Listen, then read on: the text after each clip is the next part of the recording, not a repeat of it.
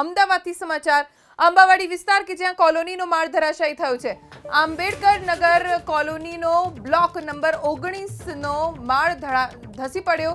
હજુ સુધી દુર્ઘટનામાં જાનહાનિના તો કોઈ સમાચાર નથી, પણ ઘટનાના પગલે ધારાસભ્ય અમિત શાહ પહોંચ્યા છે ઘટના સ્થળે।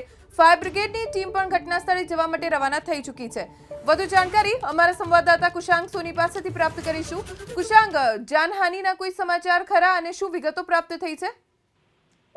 જો અમદાવાદ શહેરમાં છેલ્લા 2 દિવસથી જે રીતના વરસાદ પડી રહ્યો છે અને જે ધીમી ધારનો વરસાદ પડી રહ્યો છે તેના કારણે આ દુર્ઘટના બની હોવાનું અનુમાન છે।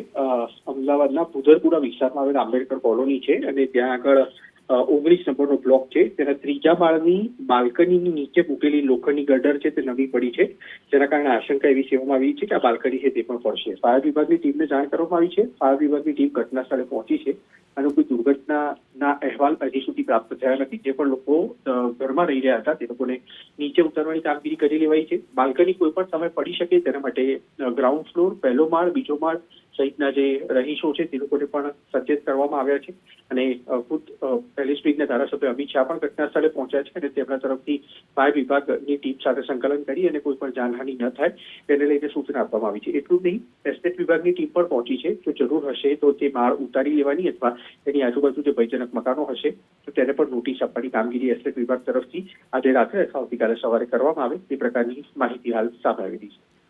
કુશાંગ, આભાર જાણકારી આપવા માટે। તો હજી સુધી આ દુર્ઘટનામાં કોઈ જાનહાનિ નથી થઈ। ધારાસભ્ય અમિત શાહ, એસ્ટેટ વિભાગના કર્મચારીઓ, કોર્પોરેશનના કર્મચારીઓ અત્યારે ઘટના સ્થળે પહોંચ્યા છે।